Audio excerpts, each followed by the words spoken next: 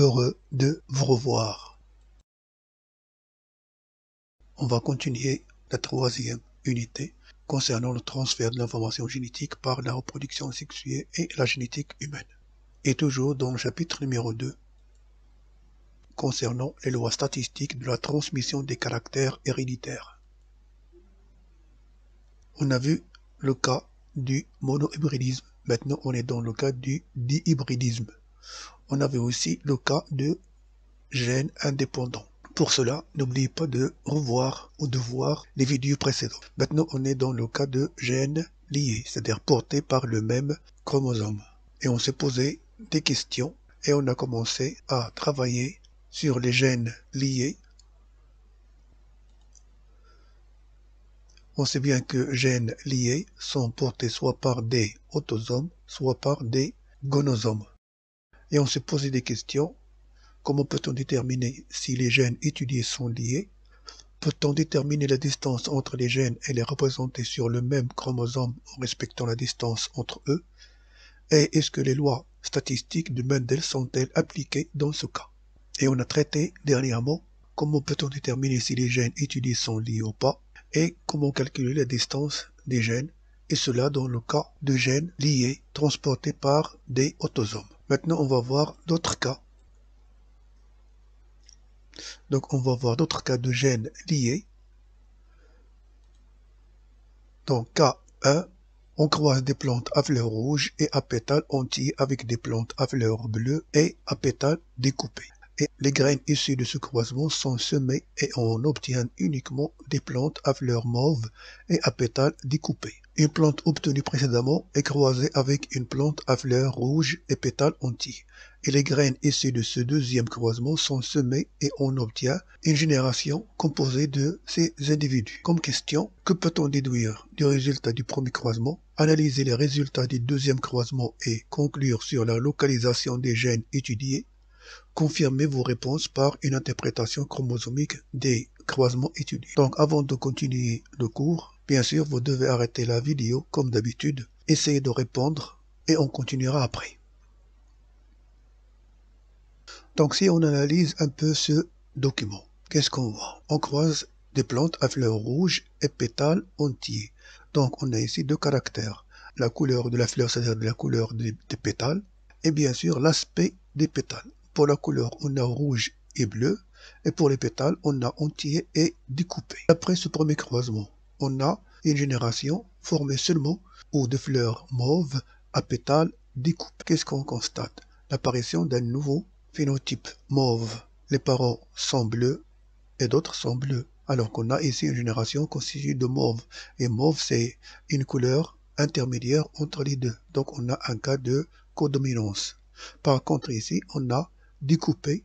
Donc découpé, c'est l'allèle dominant sur les plantes à pétales entiers ou sur l'aspect pétale entier. Donc comme réponse, les plantes étudiées diffèrent par deux caractères, la couleur des fleurs et l'aspect des pétales. C'est un cas de dihybridisme. La F1 obtenue est homogène et uniforme. Donc la première loi de Mendel est vérifiée. Donc les plantes parents sont homozygotes de lignée pure. Les plantes de la génération F1 présentent pour le caractère couleur des fleurs un nouveau phénotype, la couleur mauve, couleur qui est intermédiaire entre les couleurs rouge et bleu. Donc on a un cas de codominance et on note les allèles responsables de la couleur rouge par R et bleu par grand B. Par contre, pour le caractère aspect des pétales, les plantes F1 présentent le caractère d'un des parents, c'est le caractère dominant.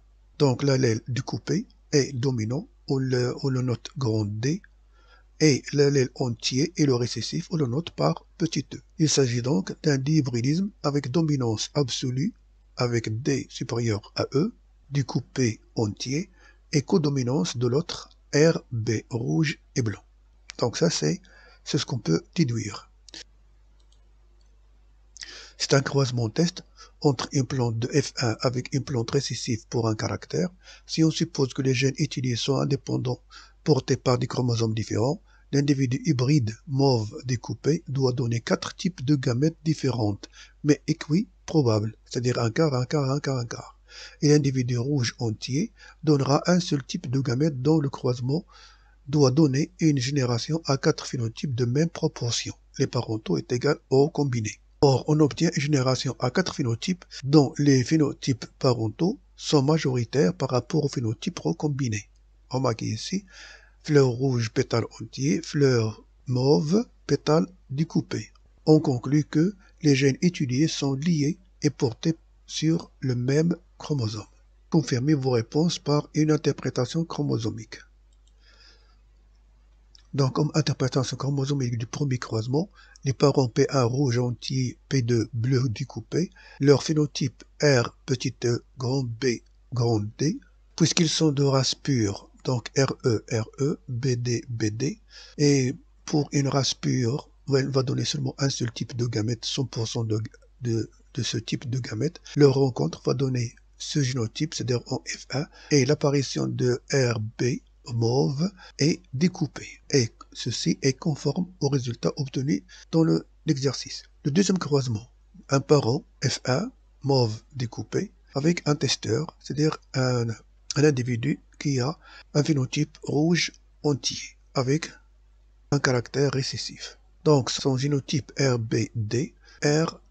Donc son phénotype, le voilà. Le génotype comme convenu pour le F1 qu'on a trouvé ici. Pour celui de testeur, c'est RE. Donc celui-là qui est hétérozygote va donner 4 types de gamètes et celui-là bien sûr va donner seulement un seul. Lorsqu'on fait le tableau, l'échiquier de croisement, on trouve ces données-là. On a RE, RBD et RD, RBE. De 194, 190, 190, 8 et 9. Donc ceux qui sont en jaune, ce sont les caractères ou les phénotypes parentaux, et ceux-là sont bien sûr les phénotypes recombinés. Et ces résultats sont valables ou sont conformes aux résultats qu'on a ici. Le cas numéro 2. Chez le poulet, plusieurs mutations ont été mises en évidence. Parmi celles-ci, la mutation crête rosacée ou crête en rosée est à l'origine du crête dont la forme rappelle celle d'une rosée. La mutation patte courte est à l'origine de pattes de taille inférieure à la moyenne. Pour déterminer le mode de transmission de ces deux mutations, on effectue les croisements suivants. Le premier croisement, on croise une poule de race pure à crête rosacée avec un coq à crête simple. On obtient alors uniquement des poulets à crête rosacée. Le deuxième croisement, des poulets à pattes courtes sont croisés entre eux. On obtient toujours à la fois des poulets à pattes courtes et des poulets à pattes normales, mais dans des proportions 2 poulets à pattes courtes pour un poulet à pattes normales. En outre, environ un quart des embryons meurent avant l'éclosion. Troisième croisement, on croise un coq à crête rosacée et à pattes courtes avec une poule à crête simple et à pattes normales. La génération F1 fournit 50% de poulets à crête rosacée et à pattes courtes et 50% de poulets à crête rosacée et à pattes normales. Quatrième croisement, enfin, on croise les individus F1 à crête rosacée et pattes courtes entre eux.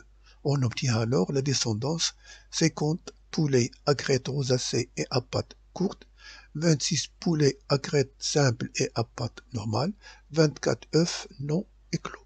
Comme question, déterminer les relations de dominance entre allèles pour le gène déterminant la forme de la crête, préciser si les poulets à pattes courtes sont homozygotes ou hétérozygotes pour le gène déterminant la taille des pattes, déterminer les relations de dominance entre allèles pour ces deux gènes et proposer une explication aux résultats obtenus pour le croisement correspondant. Et enfin, expliquer les résultats obtenus et déterminer la position relative des deux gènes étudiés sur les chromosomes. Vous présenterez l'échiquier de croisement correspondant au quatrième croisement. Donc, comme d'habitude, n'oubliez pas d'arrêter la vidéo pour répondre aux questions. Avant de commencer à répondre, vous devez bien sûr bien lire le texte, le comprendre et essayer de répondre. Bon, si on répond. Alors, d'après les données du texte, on constate que le premier et le deuxième croisement concernent seulement la transmission d'un seul caractère. Donc, on parle ici de monohybridisme. Par contre, dans le troisième et quatrième, on a la transmission de deux caractères, donc on a des d'hybridisme. Donc si on prend le premier, on croise une poule de race pure à crête rosacée avec un coq à crête simple, on obtient alors uniquement des poulets à crête rosacée. Donc ça montre que l'allèle rosacé est dominant sur l'allèle simple et que cela, bien sûr, n'a pas de relation avec le chromosome sexuel. Le deuxième croisement, des poulets à pattes courtes sont croisés entre eux. Des poulets à pattes courtes sont croisés entre eux. Donc les deux parents sont identiques, sont semblables. Ils ont le même phénotype. Et on obtient ici des poulets à pattes courtes et des poulets à pattes normales. C'est-à-dire qu'on obtient une génération hétérogène. Donc c'est une preuve que les parents pattes courtes qu'on a ici ne sont pas homogènes, mais ils sont hétérogènes. Donc l'un des allèles est dominant sur l'autre. Mais d'après les résultats aussi, on constate que les proportions obtenues, on a 2 poulets à pattes courtes pour un poulet à pattes normales. C'est-à-dire le total, c'est 3. Donc on a 2, c'est 3 de poulets à pattes et 1 sur 3 de poulets à pattes normales. Donc ici, on a un cas de gène létal. Puisque ici, on vous donne environ un quart des embryons meurent avant l'éclosion. Donc dans le premier cas, on a ici une dominance. Dans le deuxième cas, ici, on a une dominance avec létalité. Alors, si on voit la réponse donnée. Le premier croisement montre qu'on étudie la transmission d'un seul caractère. Il s'agit donc d'un cas de monohybridisme. La descendance obtenue en F1 est homogène et présente le caractère d'un des parents. Ce caractère crête rosacée est dominant, donc on le note grand R, et le caractère de l'autre parent crête simple est récessif, on le note petit s.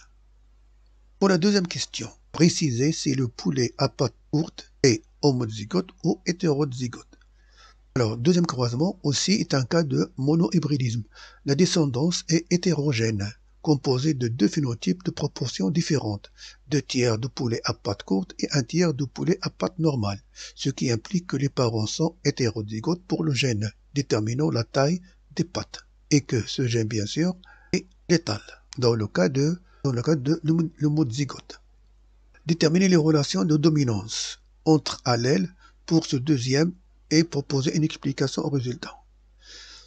Dans la descendance issue du deuxième croisement, entre parents de même phénotype, apparaissent les poulets à pattes normales. Ce caractère qui ne s'était pas manifesté chez les parents est donc récessif et le caractère pattes courtes est dominant. L'allèle dominant responsable du caractère pattes courtes peut être symbolisé par grand C et l'allèle récessif par petit n. Le génotype des parents hétérozygotes est alors grand C, petit n. Et les résultats des croisements peuvent être présentés sous forme d'échiquier de croisement suivant. Les hétérozygotes grand CN vont donner bien sûr 2 types de gamètes, grand C et petit n, grand C et petit n. Et l'échiquier va donner ce résultat-là. On voit ici qu'on a 3 phénotypes grand C et un seul phénotype petit n, c'est-à-dire normal. Or, ici, on va avoir des résultats 3 quarts, 1 quart. Mais on a 2 tiers, 1 tiers. Ce qui prouve qu'il y a un gène létal et que les individus mourir d'après les données du texte qu'on a ici. Donc, puisque les parents à pattes courtes sont hétérozygotes, donc ils sont vivants. Ceux-là, bien sûr, vont rester, ils sont vivants. Donc, celui qui va mourir, c'est grand C, grand C.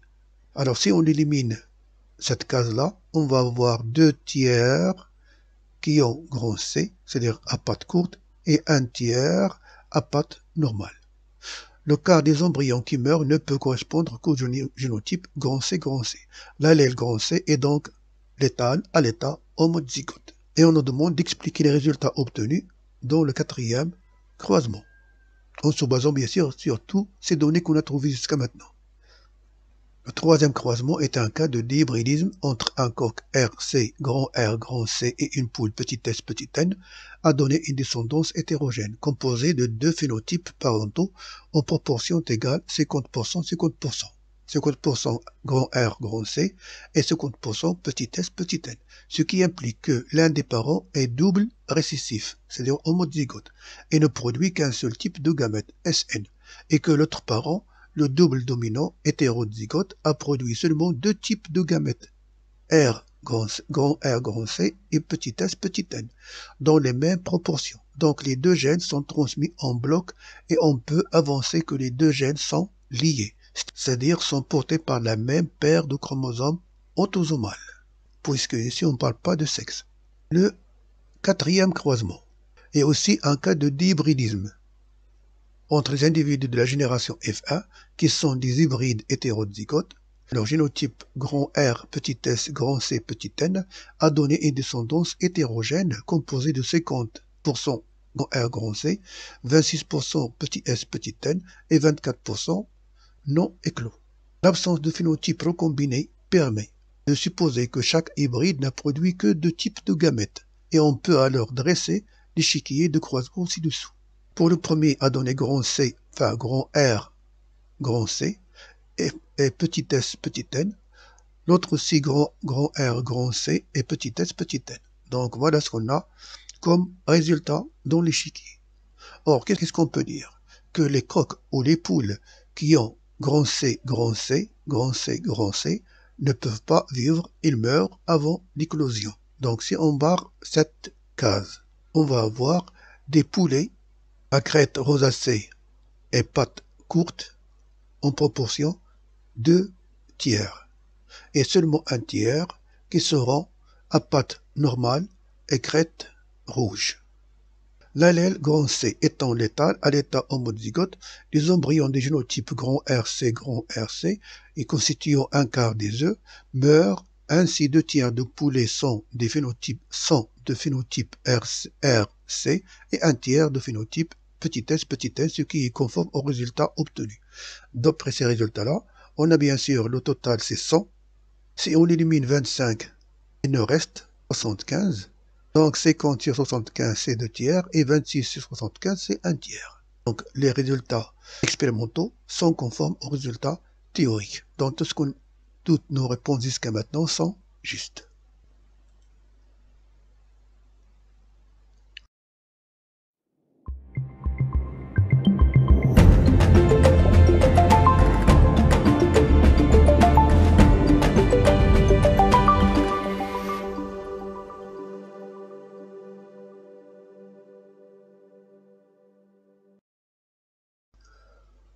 Un dernier cas, soit chez le drosophile, deux couples d'allèles, Y plus Y et V plus V. Le premier responsable de la couleur du corps beige-jaune et le deuxième contrôle la couleur des yeux rouge-vermillon.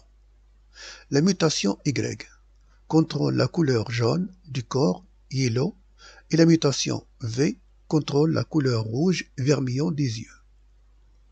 Le croisement d'une femelle Y plus V avec un mâle YV plus donne une génération F1 composée de mâles Y plus V et de femelles YV plus.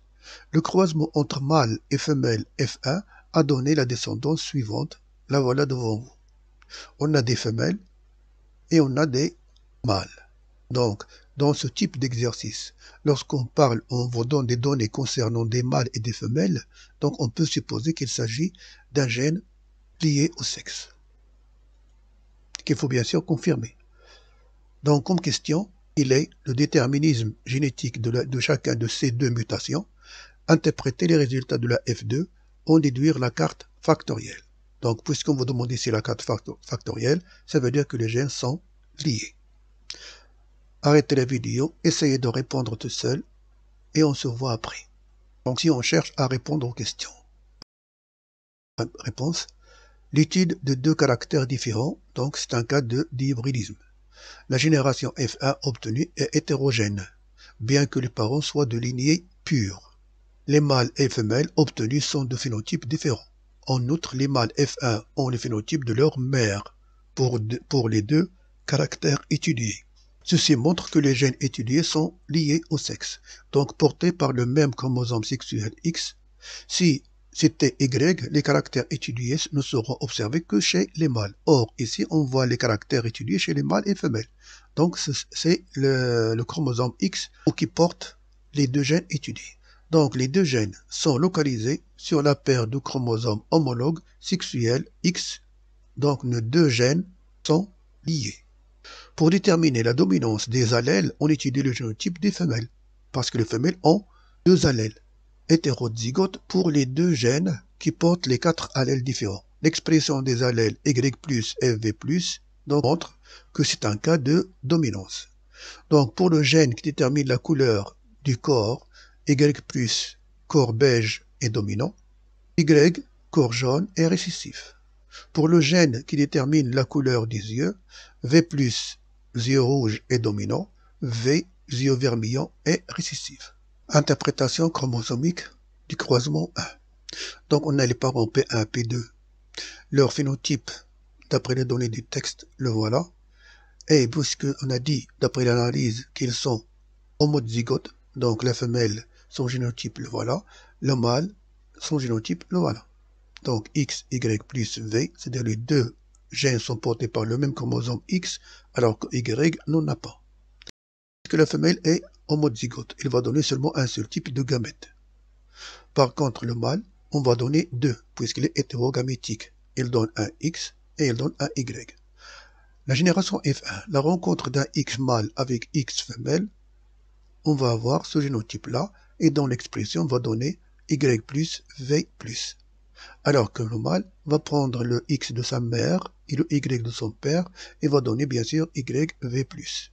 Ceci montre que le phénotype du mâle est semblable à celui de sa mère. C'est pourquoi on a supposé que le gène étudié est relié au sexe et porté par le chromosome X. Deuxième question. Interpréter les résultats de la F2. La génération 2 obtenue par le croisement F1 fois F1 montre la présence de 4 phénotypes différents, non conformes à la répartition 9-3-3-1. Remarquez ici, donc il n'est pas conforme à 9-3-3-1. Gènes indépendants. Ce qui confirme que les gènes étudiés sont liés, et la présence de mâles et femelles différents montre que les gènes sont portés par le chromosome X. Donc on peut dire que les gènes sont liés et qu'ils sont portés par le chromosome X seulement à partir de ces résultats, donc à partir du croisement F1 fois F1. Composition phénotypique de la génération F2. Donc la génération F2, d'après les données qu'on a ici, donc voilà leur phénotype, leur nombre et bien sûr le total de chaque sexe. On a 200 femelles et 200 mâles, voilà leur répartition. Lorsque l'on étudie des gènes liés sur le chromosome X, on analyse à la F2 uniquement les mâles, qui récupèrent le chromosome Y dépourvu de gènes de leurs parents mâles et le chromosome X de leurs parents femelles. Ici, on a F1. Analyse des mâles de la génération F2 montre la présence de deux phénotypes parentaux et deux phénotypes recombinés. Vous voyez, on a ici les parentaux. Voilà, le parent P1 Y plus V et le deuxième Y V plus, voilà Y V plus. Donc ça, ce sont les parentaux. Et là, ce sont bien sûr les recombinés. Étude des deux caractères séparément. On cherche le total V. V, on a 35 et 69 dans 104. L'autre V plus 31 et 65 dans 96. Donc à peu près on a 50-50. Ça veut dire on a un demi. Même dans l'autre cas, on a un demi. Ceci montre que la F2 donne des résultats d'un test cross, c'est-à-dire les résultats de FT, c'est-à-dire le croisement d'un test cross dans le cas du monohybridisme. Un demi. Les différentes classes phénotypiques de la génération F2 obtenues sont le reflet des différents produits de la méiose des femelles F1. On peut donc suivre la méiose chez un seul parent, la femelle, car chez le mâle, il n'y a pas de crossing over. Alors, comme interprétation chromosomique, les parents F1 fois F1, donc on a ici la femelle et là on a le mâle. Son génotype, le voilà, et celui, enfin son phénotype, le voilà, et celui du mâle. Le génotype, puisqu'elle est hétérozygote, donc vous voyez ici on a les 4 allèles. 2 allèles sont portés par un X, les autres par l'autre X, alors que le mâle, il est seulement un seul X qui porte les allèles qu'on a ici. La femelle hétérozygote va donner 4 types de gamètes différents, et de proportions différentes bien sûr, puisqu'on parle de gènes liés, alors que le mâle va en donner 2. Donc notre échiquier de croisement va comporter 4 et 2, ça veut dire 8 cases. Donc 4, 4, voilà 8 cases. Pour le mâle, comme proportion, on a un demi. Par contre, chez la femelle, on ne peut pas déterminer le pourcentage ou les proportions, puisqu'on parle de gènes liés. Mais on peut les déterminer à partir de ces données qu'on a ici. Donc les gamètes parentaux, les voilà, femelles, les voilà. Donc l'échiquier qu'on a obtenu, voilà les données. Et bien sûr, ici on détermine les phénotypes parentaux et les phénotypes recombinés. Bien sûr, qui contrôle ces données, c'est les gamètes, ou ce sont les gamètes de la femelle. Donc, la distance entre les gènes, D est égale au pourcentage des recombinés, c'est-à-dire 33%. La distance entre V et Y est égale à 33 centimorgans, qu'on peut représenter de cette façon, c'est-à-dire la carte factorielle. Donc, le chromosome et les deux gènes, Y et V, la distance entre eux est de 33 centimorgans. Donc c'est ça ce qu'on appelle la carte factorielle. Donc jusqu'à maintenant, vous avez vu différents cas concernant les gènes liés portés par les autosomes et portés par les gonosomes. Conclusion. Les gènes liés peuvent être localisés sur l'un des autosomes ou sur un gonosome. Et les caractéristiques contrôlées par ces gènes sont héritées de manière différente selon leur dominance, codominance et leur létalité. Il faut déduire le déterminisme génétique de chaque gène en étudiant la transmission de chaque gène séparément, comme dans le cas du monohybridisme.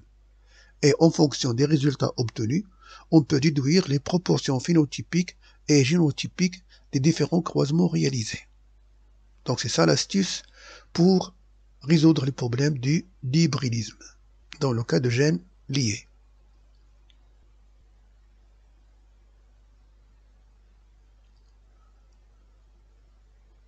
À la prochaine vidéo, dans ce cas, on va voir un cas de trihybridisme, c'est-à-dire transmission de 3 gènes qui peuvent être soit indépendants ou liés, portés par un autosome ou par un gonosome.